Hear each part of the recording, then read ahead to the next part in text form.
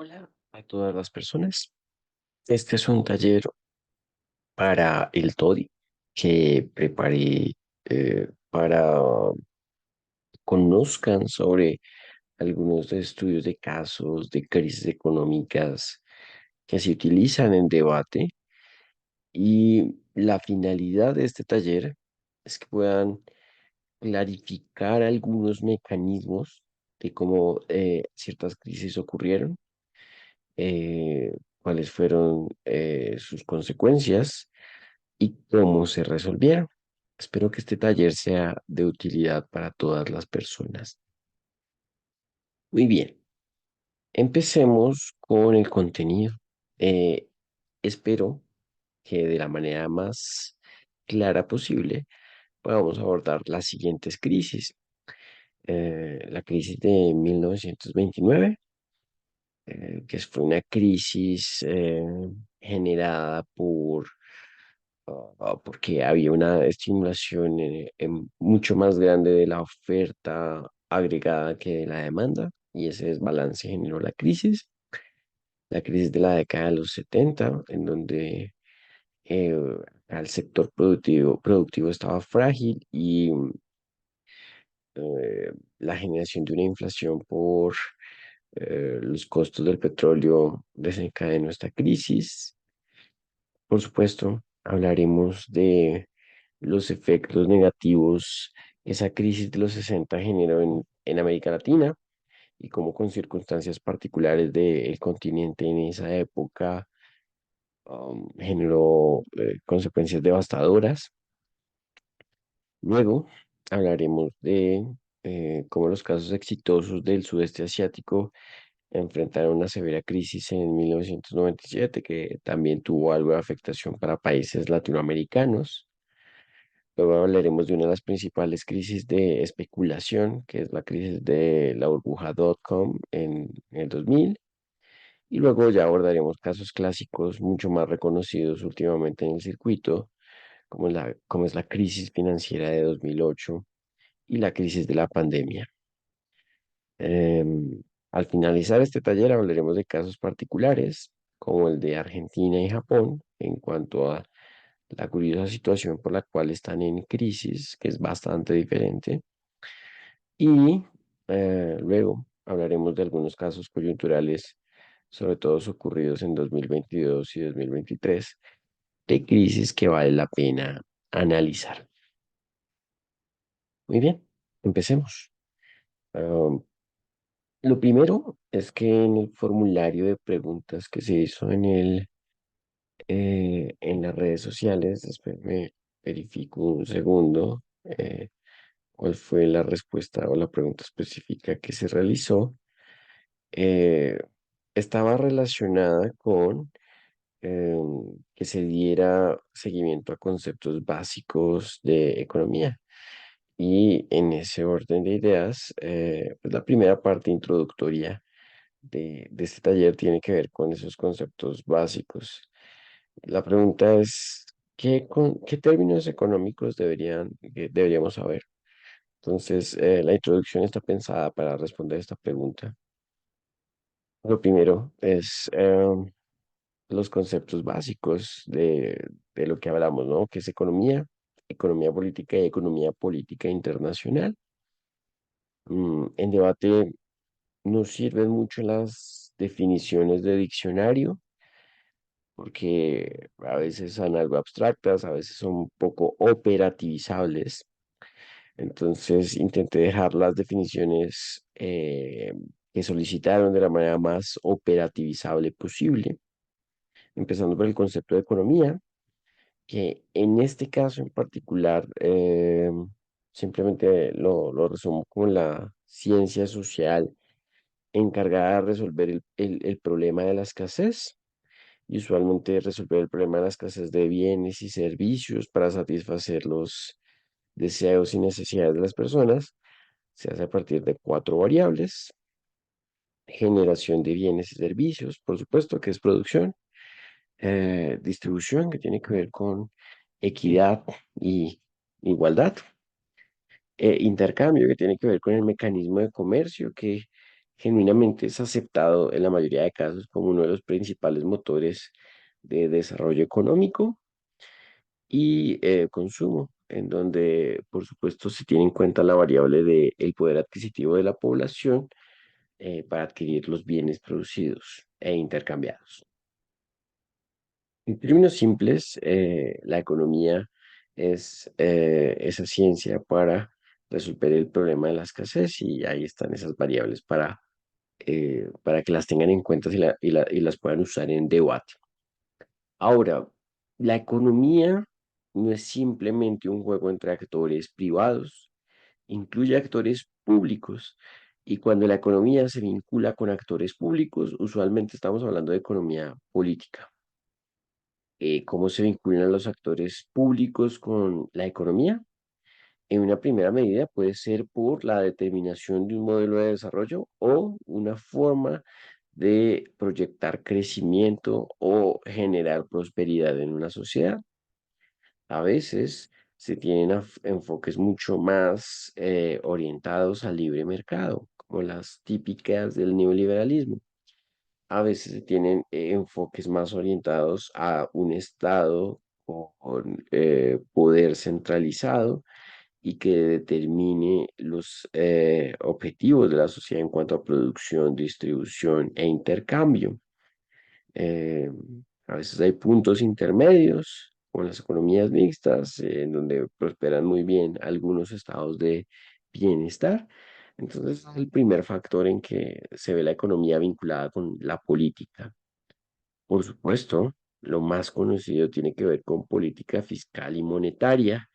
La política fiscal usualmente a cargo de los gobiernos en el ejecutivo, la política monetaria en la mayoría de casos en manos de un cuerpo de tecnócratas concentrados en instituciones como el Banco Central.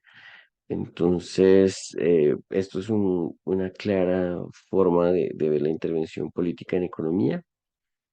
También se tiene que observar las políticas comerciales de los estados, también lo que sea apertura económica, librecambismo versus proteccionismo, tiene que ver con intervención estatal.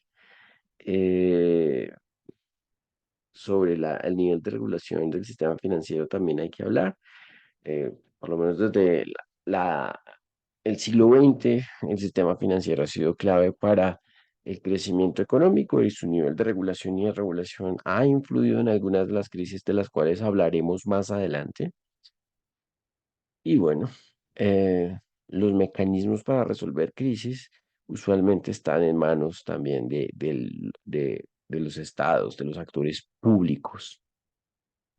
Por último, hay que concatenar este concepto con una dimensión internacional y cuando eso se vincula se denomina economía política internacional y pues la economía política internacional no es nada más que la economía política con actores internacionales, sean estos corporaciones multinacionales, instituciones multilaterales financieras como las de Bretton Woods, a veces también financiación de ayuda humanitaria vía ONGs o simple llano organizaciones intergubernamentales, a veces de corte supranacional, como ocurre en la Unión Europea, a veces de corte intergubernamental, como ocurre con instituciones como el Banco Mundial. Muy bien, eso es una primera parte de conceptos necesarios para entender un poco sobre crisis económicas. El otro, por supuesto, tiene que ver con entender el sistema financiero, que el sistema financiero tiene mucho que ver con las crisis más llamativas.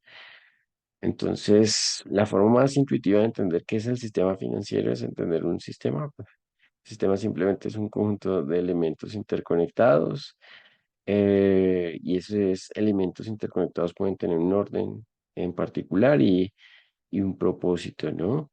Entonces, desde que hayan elementos interconectados para buscar un propósito, usualmente estamos hablando de un sistema. ¿Cuáles son los elementos interconectados con un propósito del sistema financiero? En este caso, un grupo de personas que buscan ahorrar porque tienen un extra de dinero y un grupo de personas que necesitan dinero pero no tienen ese extra y que necesitan pedirlo prestado. Entonces, la coordinación entre inversionistas, prestadores y acreedores, personas que necesitan invertir, es lo que constituye el sistema financiero, ahorradores, inversores. Y pues hay muchos matices alrededor de esta relación, pero en esencia esa es la relación fundante y principal del sistema financiero. En términos de ver esos matices del sistema financiero, podríamos ver algunas de las dimensiones más importantes. Por supuesto que si el sistema financiero es sobre ahorro e inversión, tiene una dimensión netamente monetaria, de cómo es la circulación del dinero, pero también tiene que ver con las modalidades en que se puede ahorrar y prestar. A veces no simplemente se ahorra y se presta utilizando un banco comercial o el banco central. A veces se utilizan instrumentos financieros, activos, tales como acciones o bonos de deuda pública. Y ahí la cosa se complejiza un poco más con los mercados de capitales. No solamente los actores que están acá son los bancos, ni los individuos que ponen recursos. Hay otras formas en que también se hacen estos intercambios y es con compañías de seguros, fondos de inversión, donde las personas dan dinero a este fondo para que administre sus recursos y en el mediano y largo plazo les generen dividendos o ganancias. Em, por supuesto que tiene que ver mucho las instituciones financieras que ya había nombrado antes, pero en esencia, si se quiere operativizar estos matices, uno puede centrarse muy bien en la dimensión individual, empresarial y estatal.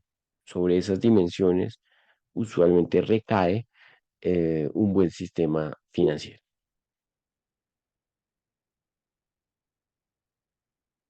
Muy bien. Ahora hablemos de lo básico del concepto de evitar crisis. Lo primero es entender por qué ocurren las crisis y para esto hay que entender el funcionamiento general de la economía en el que, por supuesto, hay ciclos, en donde hay ciclos de prosperidad y crecimiento, hay ciclos de miseria, recesión o en algunos de los peores escenarios, depresión. Y dado que estos ciclos se presentan, eh, a veces no se pueden predecir siempre, pero son ciclos en los que los economistas particularmente tienen que estar prestando mucha atención. Lo que se busca es que estos ciclos no se descontrolen. Eh, entonces, cuando la economía tiene prosperidad, crecimiento, usualmente el mayor temor es que haya un desfase de las expectativas de crecimiento y las oportunidades reales de crecimiento, eh, o que también haya un desfase en la capacidad de consumo, y eso usualmente es lo que se denomina cuando se denomina recalentar la economía, ¿no? Cuando en tiempos de prosperidad uno no sabe controlar esa prosperidad. Entonces, los, las personas que quieren controlar crisis de ese estilo proponen políticas contracíclicas para evitar ese recalentamiento. eh, y pues la política contracíclica en los ciclos de prosperidad se llama una política de contracción, en donde se pide tener tasas de interés altas para desincentivar el exceso de inversión y para también reducir la cantidad excesiva de dinero circulante. Y bueno, en los otros ciclos de la economía, ya en los de depresión, recesión, usualmente lo que se busca es activar la economía lo más rápido posible. Y ahí el contraciclo es una política expansionista en donde se bajan las tasas de interés para tener el incentivo de los inversores a poner a circular dinero y generar empleo. Eh, en el marco de las políticas expansionistas también usualmente se busca o se permite la impresión de dinero para que haya más dinero circulante. Y bueno, lo que hay que reconocer acá muy rápidamente, porque de nuevo este no es una clase de economía en sentido propio, ni de análisis sistémico de mociones generales de economía. Esta es una clase más de estudios de casos de crisis. Entonces no puedo profundizar mucho sobre esto. Espero que si les gusta este tema puedan leer al respecto. O bueno, tal vez podríamos tener luego una oportunidad de hacer otro taller más enfocado en economía. Pero sabiendo estos ciclos, hay que entender reglas básicas de cómo los economistas intentan controlar la economía. Una regla básica es, por supuesto, evitar que las deudas estén por encima de los ingresos. Y la regla es bastante intuitiva en la medida que eventualmente, eh, si se usa la mayoría de ingresos o ganancias para pagar una deuda, hay un costo de oportunidad para generar la prosperidad del futuro. Y en los casos de que la economía sea inestable, es probable que se creen trampas bastante permanentes de las cuales no se puede salir, como en el caso argentino, porque simplemente la deuda tiene demasiados intereses o es muy grande. Entonces, para evitar crisis, usualmente hay que estar pendiente de que ese crecimiento sea más rápido que la deuda. En una segunda medida, también por una lógica de costo de oportunidad, en tiempos de prosperidad, tener dinero sin ser invertido o ahorrado o puesto a circular en el sistema financiero es un dinero que está siendo usado de forma subóptima. Entonces, si hay una acumulación de riqueza mayor a de lo que en teoría da la productividad, lo que se busca es que estas personas con el superávit de dinero pongan en circulación ese dinero para invertir o para generar más recursos. Y esa segunda regla está muy de la mano con la tercera, que es entender que por lo menos en las sociedades de libre mercado es fundamental crecer. El progreso es asociado al crecimiento económico y cada año el crecimiento económico es más difícil porque se mide con respecto al año anterior, entonces los porcentajes pueden ser más exigentes, pero eso es lo que hace a los estados, a los países, a las corporaciones más competitivas y por supuesto incrementa las oportunidades de que haya más prosperidad o recursos para redistribución. Muy bien, acá está una pequeña explicación sobre ese ciclo. Ahora hablemos de algunas herramientas usuales que históricamente se han utilizado para resolver crisis.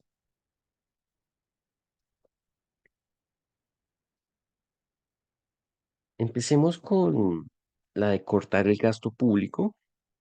Usualmente esta herramienta para resolver crisis se utiliza en el tipo de crisis en donde el Estado tiene fuertes déficits financieros y donde esos déficits financieros repercuten en la calificación de agencias evaluadoras de riesgo, que consecuentemente, pues, si estás mal calificado, hace que pedir prestado sea más costoso.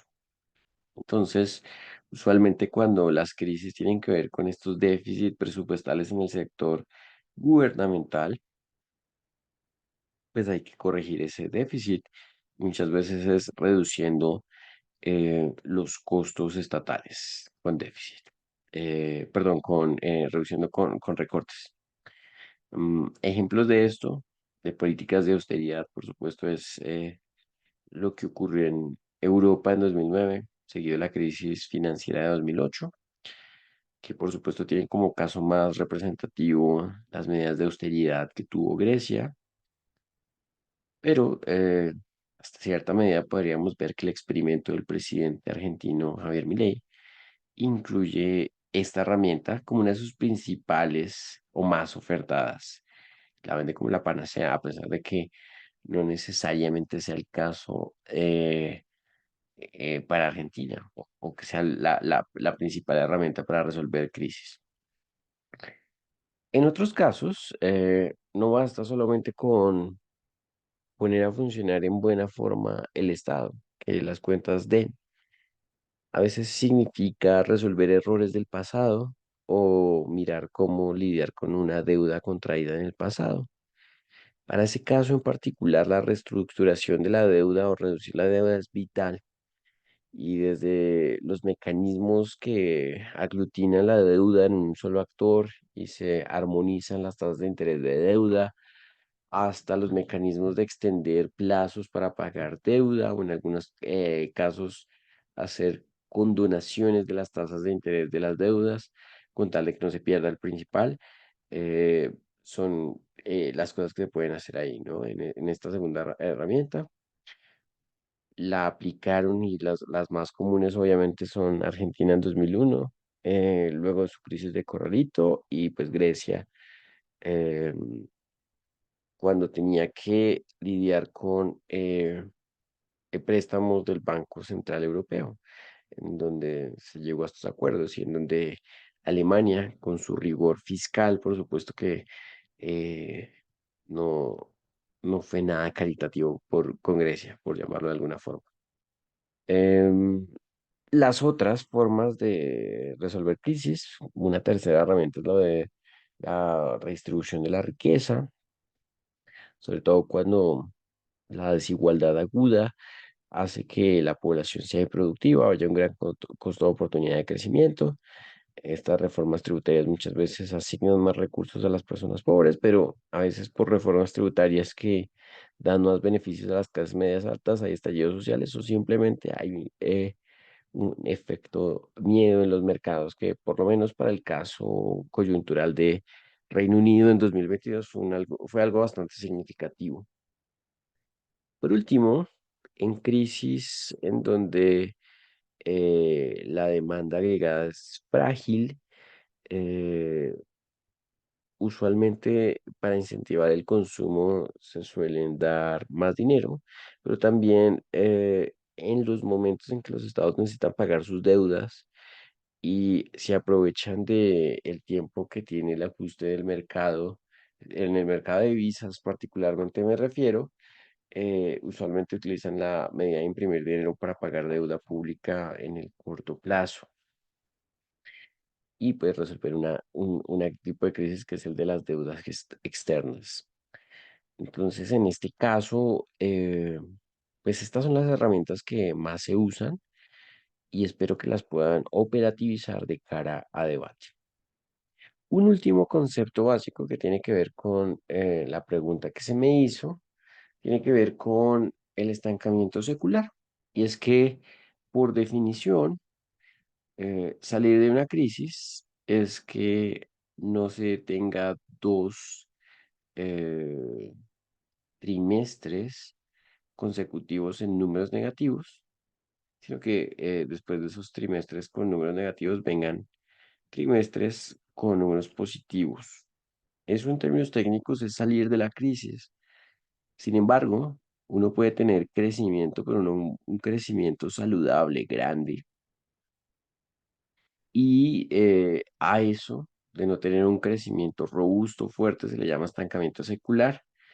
En 1929 hasta el 39, 40, diría, eh, se generó este tipo de crisis a nivel mundial.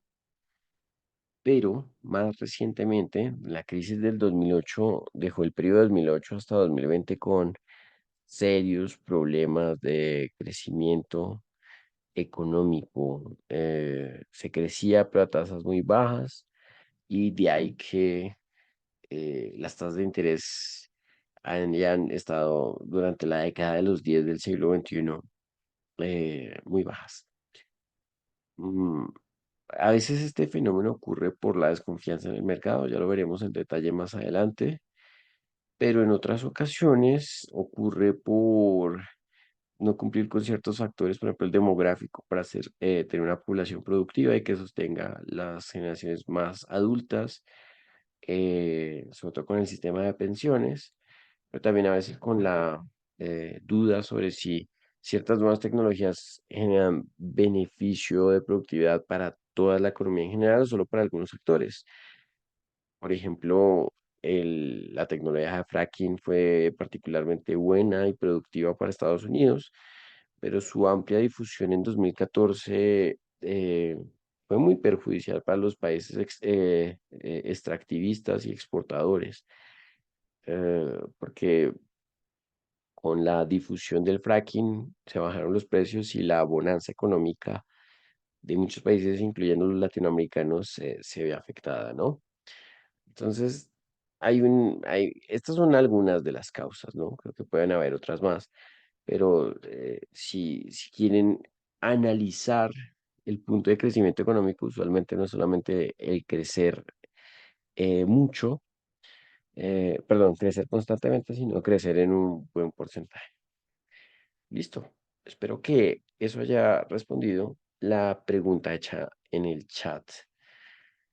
Ahora, vamos ahora sí a entrar de lleno con las crisis económicas. Empecemos con la crisis de 1929.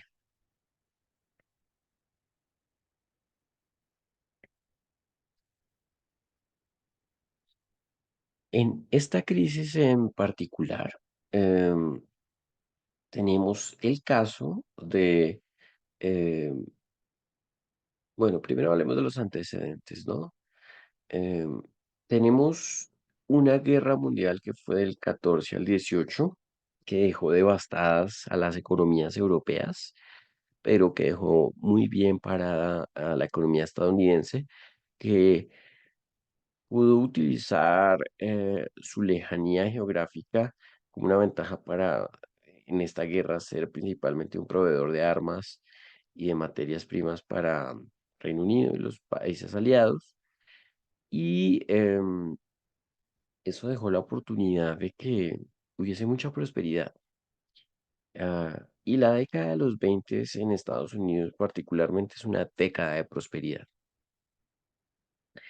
¿Eso en qué se traduce? Se traduce en que los empresarios y grandes corporaciones querían expandir sus negocios y en aras de expandir sus negocios tuvieron una mala medición de riesgos. Uno, pues porque las regulaciones financieras en esa época eran bastante laxas, pero dos, porque los agentes que en teoría deberían ser guardianes del sistema tenían el incentivo perverso de priorizar sus ganancias antes que regular el sistema. Los bancos comerciales y de inversión iban de la mano. Entonces,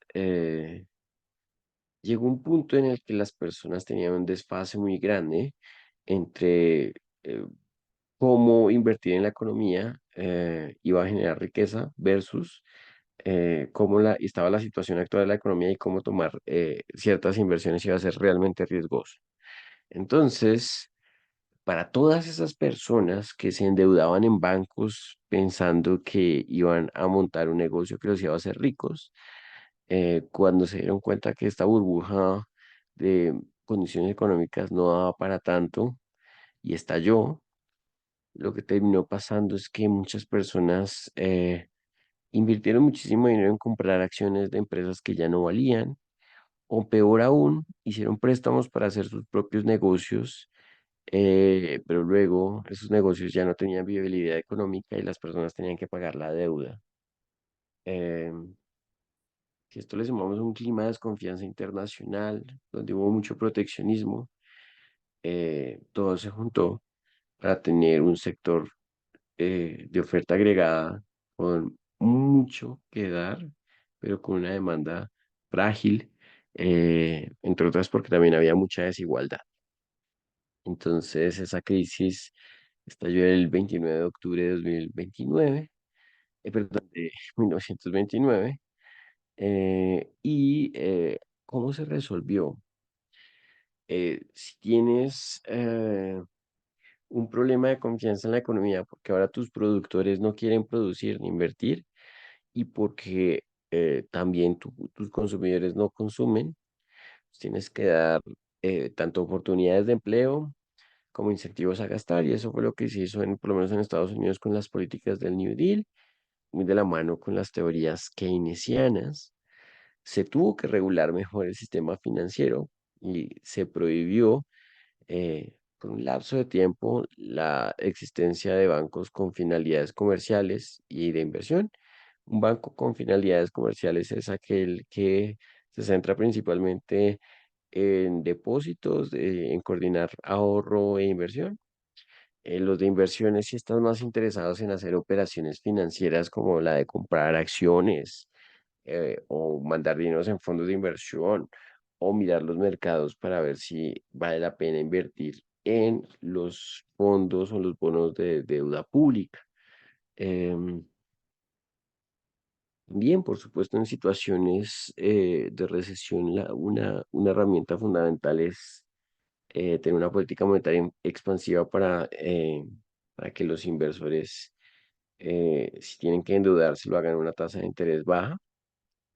Y bueno, como lo vimos antes, hubo estancamiento secular, pues eh, había mucha desconfianza en el mercado internacional, pero algo que paradójicamente terminó ayudando a resolver eso fue la crisis que se convirtió en una Segunda Guerra Mundial en 1939, porque los estados empezaron a invertir muchísimo más en el sector militar, y esto ayudó a que la economía se dinamizara con estos encadenamientos productivos del sector militar. Muy bien, eso es lo que habría que decir de la crisis de 1929. Vamos a la crisis de 1970. Acá, de nuevo, algunos antecedentes. Occidente, después de la Primera Guerra Mundial, quedó destruido también en Europa, por supuesto, pero quedó en una posición de competencia con otro modelo de desarrollo, el de las economías centralizadas comunistas de la Unión Soviética. Y Occidente tenía un incentivo por ser competitivo, pero sobre todo por tener buena redistribución de riqueza.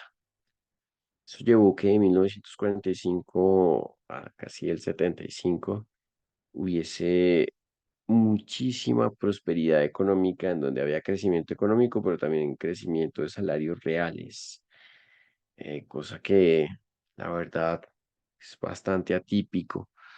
Eh, y en ese contexto de prosperidad, por supuesto, habían estados de bienestar muy robustos, eh, que daban muy buenas condiciones laborales a la clase obrera occidental, sobre todo organizada en sindicatos. Las cosas iban bien. ¿En qué momento las cosas empezaron a ir mal? Lo primero es que los países occidentales dependen de petróleo para que sus economías funcionen. El petróleo está en la base de otras industrias como las de infraestructura, procesamiento, químicos, pero en general el petróleo es para transporte, y comercio internacional se basa en grandes cantidades de transporte. um, Llevar la comida a las economías locales en cada país implica petróleo, y hubo una subida de precios abrupta en los 70 del petróleo. La primera, causada intencionalmente como boicot a los países occidentales en 1973, por la OPEP. La segunda por la revolución iraní en 1979, que redujo la cantidad de petróleo disponible, subiendo los precios. No era un momento en que particularmente Occidente o los países desarrollados tuvieran industrias fuertes, porque la globalización en este punto llegó a deslocalizar las economías. Eso significó que en los países desarrollados, la clase media y baja se quedó desempleada, y muchas empresas, con su modelo tradicional de tener empresas solo a nivel doméstico y con insumos únicamente domésticos, se volvieron poco competitivas. Y entonces tuvimos este escenario de muchas empresas no siendo suficientemente fuertes, cerrando, una crisis de inflación generada por el aumento del petróleo. Y bueno, esta crisis es la que se denomina la crisis de la estanflación, porque había estancamiento económico y al mismo tiempo inflación. ¿Cómo se resolvió esto? Em, lo primero es que eh, la inflación, al ver los nocivos efectos que generaba en términos de productividad, se atacó de manera muy fuerte. Acá se empezaron a poner tasas de interés muy altas.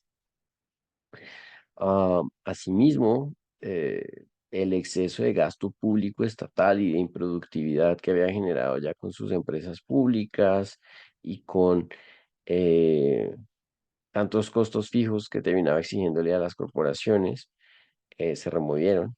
Eh, este modelo neoliberal redujo el Estado, redujo la cantidad de empresas públicas y le daba flexibilidad, por llamarlo de alguna manera, a las empresas para despedir y para contratar con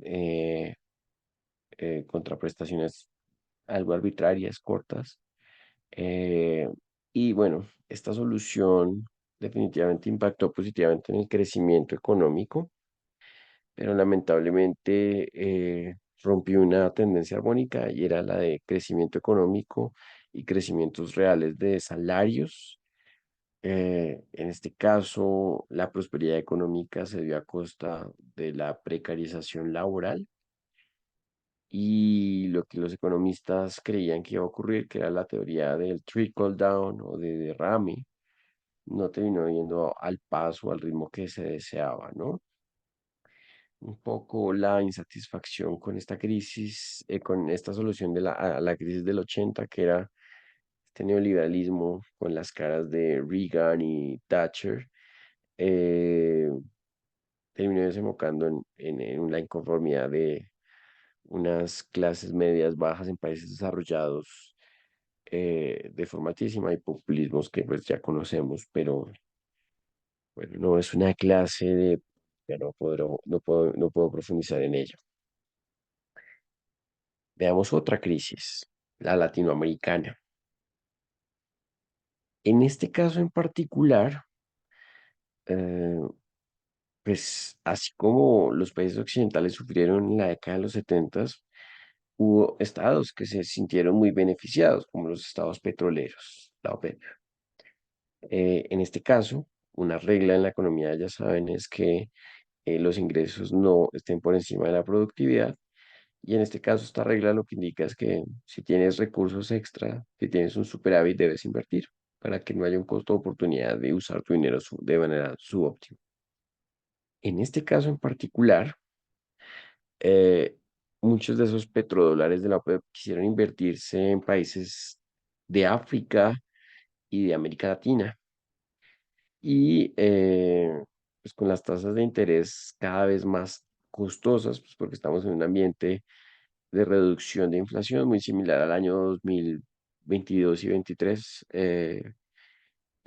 pues esto hacía que tomar préstamos fuera costoso. Muchos países veían que eh, por la gran cantidad de recursos, la toma de préstamos no era tan difícil. Y esto particularmente para los estados no democráticos, corruptos y clientelares, fue una carta en blanco para gastar de manera irresponsable en proyectos de infraestructura o simplemente corrupción. Entonces, si a esto le sumamos que, por ejemplo, para países como los de América Latina, ya se estaba viendo que estaba fracasando el modelo de industrialización por sustitución de importaciones, lo que tenemos es un contexto en donde estos países se endeudaron, gastaron de forma irresponsable y no pagaron o no tenían la capacidad de pagar sus deudas, y su modelo de desarrollo de la posguerra no estaba mostrando grandes avances en competitividad. Esto lo que terminó generando es países con deuda externa enorme que tenían dificultades para pagarla y con empresas poco competitivas que estaban más cerca a la quiebra que a la prosperidad económica. Muchos países en los 80 quedaron en default en América Latina. Em, Muchas medidas de austeridad se aplicaron, generando muchísima desigualdad y hubo tasas de crecimiento negativos en varios países de forma prolongada. ¿Cómo se resolvió esto? En su momento, eh, el Fondo Monetario Internacional recomendó hacer planes de ajuste estructural muy influenciados por premisas neoliberales, y esto terminó siendo una solución peor que la enfermedad, una cura peor que la enfermedad, porque la desigualdad social de América Latina llevó a que pues muchas personas se indignaran con esto, hubiesen protestas, y yo creo que de esta década nefasta de los 80 es donde surge esta estigmatización al neoliberalismo, eh, y a las formas de crecimiento basadas esencialmente en libre mercado con poca intervención estatal. Entonces, la solución fue dolorosa. Muchos países quisieron adoptar más liberalización en un consenso de Washington am, más adelante en la década de los 90. Y bueno, el desprestigio de la corrupción, que no pudo contener las protestas, sucumbió ante una pequeña transición democrática que se vio en los 90 en América Latina por deshacerse de sus personajes. Muy bien, vamos a dejarlo hasta ahí. Vamos con la crisis financiera del sudeste asiático. A diferencia de América Latina, el modelo de exportaciones de desarrollo orientado a las exportaciones el sudeste asiático tuvo bastante éxito.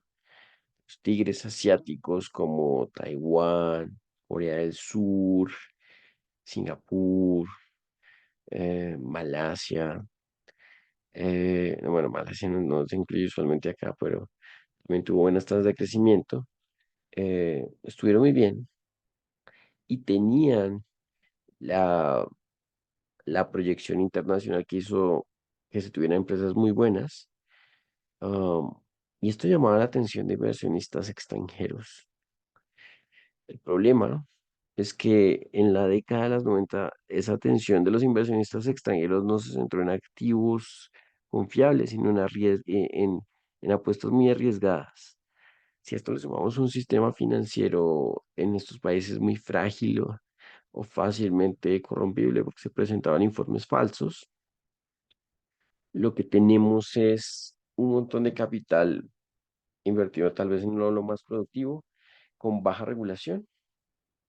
Y en el momento en que había esta incertidumbre si las inversiones iban a funcionar o no, ah, y se empezaron a subir tasas de interés en Estados Unidos, pues lo que hicieron los inversionistas fue decir, tal vez el dinero está más seguro en estos países, sacaron el dinero de manera muy rápida, y eso terminó siendo nefasto, particularmente porque en los 90 em, se tenía em, tasas de cambio fijas, no eran flotantes mayoritariamente, sino eran fijas, y mantener la moneda local en un precio estable con la moneda internacional, que en este caso era el dólar, implicaba gastar muchas reservas, a veces incluso tomar medidas desesperadas de imprimir dinero, y eso pues terminó al final haciendo una gran crisis.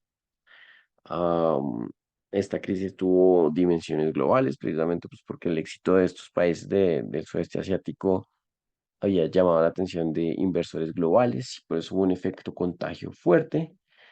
Y en ese caso la solución estuvo centrado en superar el modelo de tasas fijas por tasas flotantes, mejorar la supervisión del sistema financiero y usar préstamos del Fondo Monetario Internacional, que ojo acá, no necesariamente seguía con la misma lógica tan rigurosa, estricta, doctrinaria del neoliberalismo de los 80, cada vez más se iba ajustando a ser más razonable.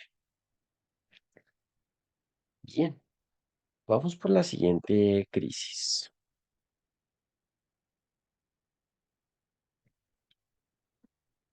En la crisis de los 2000, la crisis de .com, eh, ocurre también por, bueno, enfrentar inversiones ante nuevas tecnologías. El Internet en los 90 había sido revolucionario y en los 2000 se auguraba la masificación del Internet como principal herramienta de comercio. Y muchos inversores dijeron que había una oportunidad de oro en ese mercado. Así como hoy en día se dice que hay una oportunidad de oro en la inteligencia artificial, en ese momento las empresas con páginas web, páginas .com, eran el principal foco de inversión. Muchas de esas empresas, a pesar de que tenían un futuro promisorio y eran muy buenas en marketing, tal vez no eran muy buenas en proyectar sus ganancias o en proyectar la sostenibilidad de ganancias o expansión de sus negocios. Y el resultado de esto fue que se empezó a formar una burbuja que cuando explotó dejó a miles de personas que invirtieron en estas empresas pues perdiendo muchísimo dinero porque se devaloran las acciones de estas empresas y a muchas de esas empresas desapareciendo del panorama, dándole paso a otros grandes gigantes que hoy en día siguen predominando, como el caso de Alphabet o Microsoft. Bien, entonces ahí particularmente la solución estuvo un poco más orientada a la medición de riesgo, de regulación también del sistema financiero y ya. Esto es una crisis muy llamativa de los 2000. La quería incluir por eso y creo que ahí está la explicación más simple que puedo dar. Bien, veamos ahora el estudio de caso de la crisis financiera del 2008 que desencadenó en una crisis mundial muy fuerte. Esta inició en el sector de vivienda estadounidense. En esta época, los bancos eh, se aprovecharon, y acá esto es clave, que se acuerdan esa norma que les había hablado de dividir bancos comerciales de los de inversores. Se abolió en el 99 y ya estos bancos, siendo comerciales e inversores, em, empezaron a diseñar productos financieros para ofertar a sus inversores. Esos productos financieros empezaron a ser bastante complejos. Si quieren leer sobre ellos, pueden leer sobre la naturaleza de los CDOs y los CDS. Los CDS son un poco como pólizas de seguro, pero más de forma más especulativa.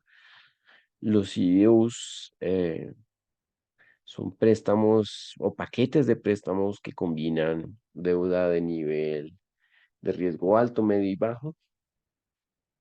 Y bueno, el caso acá fue que en el sector inmobiliario estadounidense empezó a haber mucha inversión. eh, Se creía que era un sector en auge y se utilizaron muchos productos financieros complejos para desestimar o al menos no poder medir bien riesgos sobre qué tan bueno era prestar o no para estas personas que compraban su hogar, su vivienda.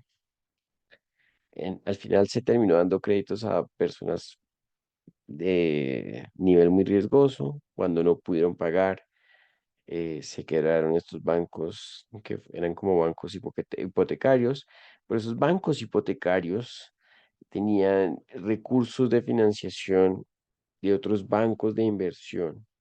Y ahí es cuando empieza el efecto contagio, porque Lehman Brothers, que estaba a cargo de desarrollar muchos de estos productos financieros complejos, ante este impasse terminó quebrando y muchos inversores de Lehman Brothers eran internacionales, y terminó generando un efecto contagio en donde las finanzas de miles de actores del sistema financiero perdieron. Ah, Eso en esencia es esta crisis. ¿Cómo se intentó resolver? Disculpen.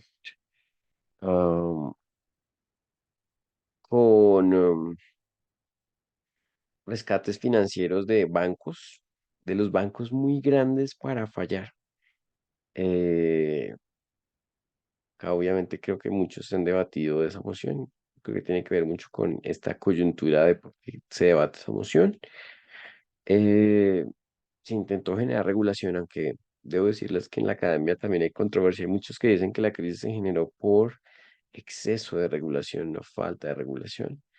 Pero creo que hay más miembros de la academia que dicen que fue, de hecho, por lo contrario, ¿no? Porque no había suficiente regulación, no se midió muy bien el riesgo de estos productos financieros complejos, y entonces de ahí que se tomaran medidas de regulación en el gobierno de Barack Obama.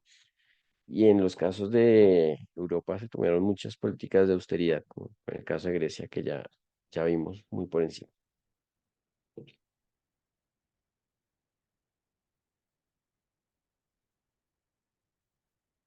Bien, pasemos a la crisis de la pandemia. Esta es una crisis yo creo que relativamente fácil de entender, y es que la pandemia generó una política pública universal y fue la política del confinamiento, de la cuarentena. Si la gente no sale, no puede ir a trabajar, eh, si nadie compra, entonces, pues lo que ocurre es que los negocios quiebran, se despiden a las personas y aumentan las tasas de desempleo, y muchas personas tienen dificultades para satisfacer sus necesidades básicas. Si eso ocurre, pues eh, obviamente va a haber un problema de crecimiento. Y lo hubo a nivel mundial en la mayoría de economías porque era inevitable. ¿Cómo se resolvió? Se resolvió en este caso eh, con políticas expansivas.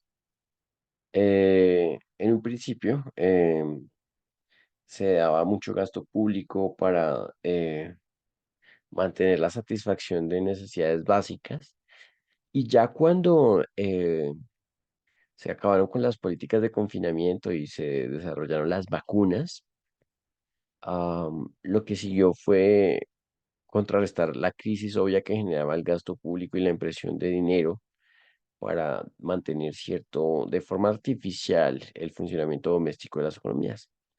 El problema era la inflación y empezó un ciclo de altas tasas de interés que se vio reflejado particularmente en 2023 y que para este 2024 probablemente ya vayan a bajar las tasas.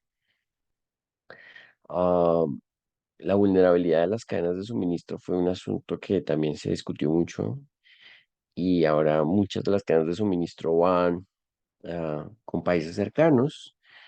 ah, por primera vez, o bueno, desde hace mucho tiempo México no era el principal socio comercial de Estados Unidos, ese puesto lo ocupaba China. Por cambiar ese ajuste de cadenas de suministro se ve ese efecto. Los países europeos también están mucho más interesados en, en tener suministro de productos clave o de industrias clave de países cercanos en términos fronterizos.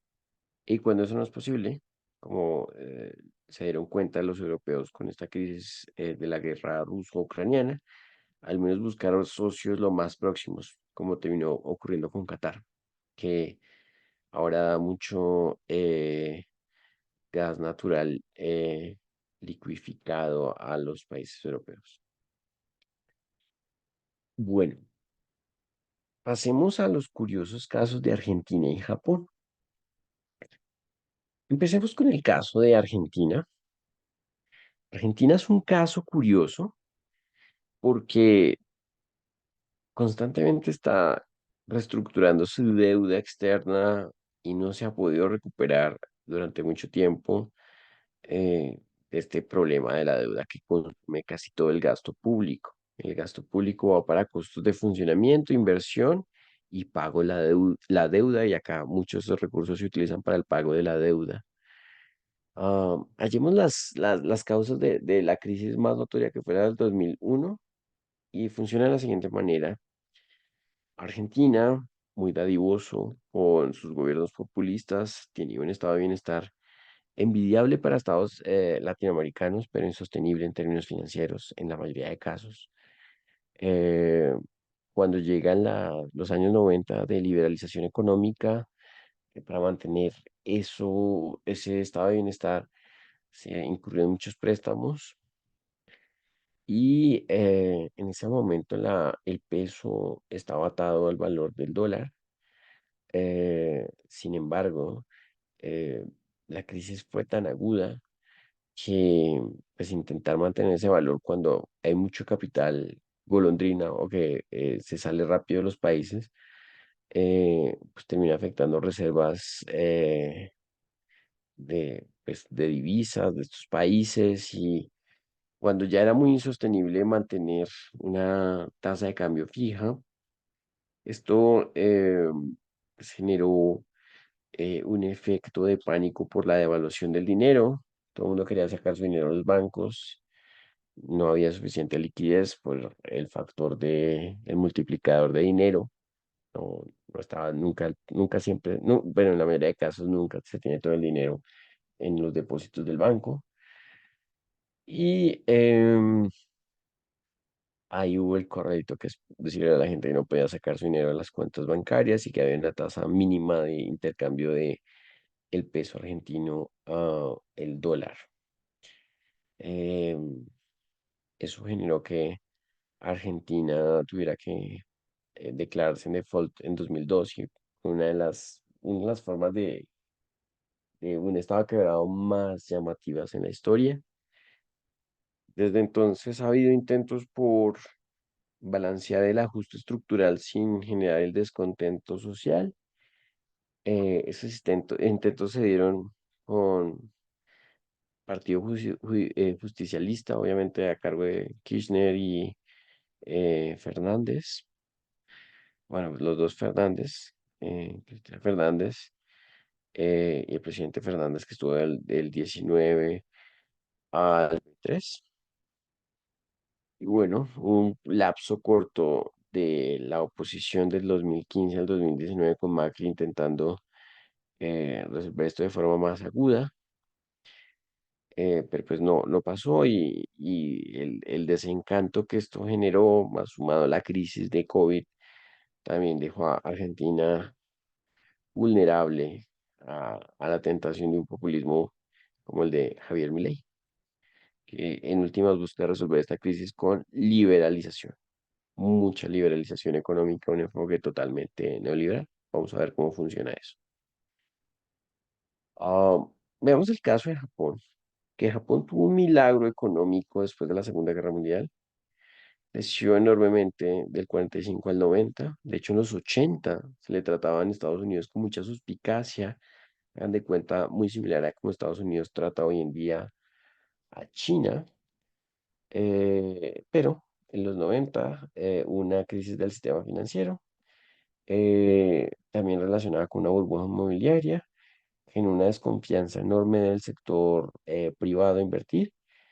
Y como es bien conocido de la cultura japonesa, aversa al riesgo, desde entonces los niveles de inversión bajaron y desconfianza tanto de los consumidores como de las empresas están ahí. Las tasas de crecimiento han sido muy bajas, las políticas expansivas no funcionaron, por eso es que las tasas de interés ya no podían estar más, no solamente estaban en cero, estaban en negativo.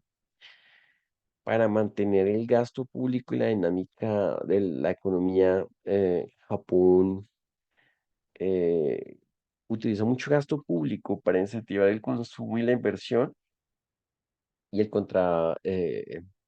la contraprestación de eso fue aumentar muchísimo su deuda pública. Em, y eso hace que Japón haya tenido durante mucho tiempo más un riesgo deflacionario, una de las crisis, una de las deudas más grandes de los países desarrollados. Y bueno, la crisis del COVID ayudó a que se solucionara el problema de la deflación. Lo de imprimir billetes ayudaba a devaluar la moneda y por tanto que hubiese más inflación. Mm, pero hay un problema y es que eh, no se quiere subir mucho las tasas de interés porque puede generar un efecto pánico en el mercado financiero y teniendo una deuda tan grande, eso podría significar una gran crisis para Japón. Entonces ahí están en este predicamento, particularmente el Banco Central japonés. No hablaremos más de este tema, pero es una economía bastante curiosa. Finalicemos este taller con algunos estudios de caso recientes de crisis económicas. Miremos primero el de Rusia, que es el de la guerra ruso-ucraniana, que es bastante intuitivo y hay menos suministro de combustibles y de alimentos. La Unión Europea deja de comprarle principalmente crudo a Rusia, no se suspende del todo la compra de gas natural, pero sí se buscan bienes sustitutos. La escasez lleva a una subida de precios y la guerra también bloquea en el Mar Negro la salida del comercio internacional de granos. En el caso de Ucrania y esos granos dirigidos a África subsahariana también deja problemas de costos para estos países, ¿no? Entonces, hay que establecer nuevas cadenas de suministro y pues hay muchas presiones inflacionarias que terminaron siendo muy problemáticas. Mm, muy bien, entonces, en este caso, pues la repercusión del año 2022 de esta crisis generó principalmente em, una crisis en la cadena de suministros y en la inflación, que ya estaba aguda.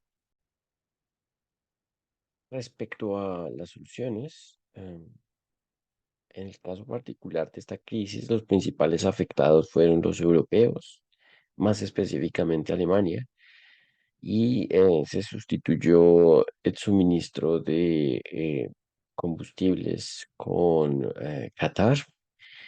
Y en el caso de los países de África subsahariana afectados con esta crisis de suministro, en este caso de granos, se buscaron nuevos acuerdos, algunos gestionados por Rusia, otros también permitiendo el paso de granos ucranianos. Y bueno, efectos colaterales también ha sido la afectación del mercado interno de la Unión Europea. Los granos ucranianos han tenido paso preferencial para ser comerciados en el exterior y eso también ha afectado por dinámicas de precios porque son más baratos el mercado de los agricultores de este bloque. Veamos otro caso curioso que ocurrió en 2022, que fue la corta estadía de Liz Truss en Reino Unido.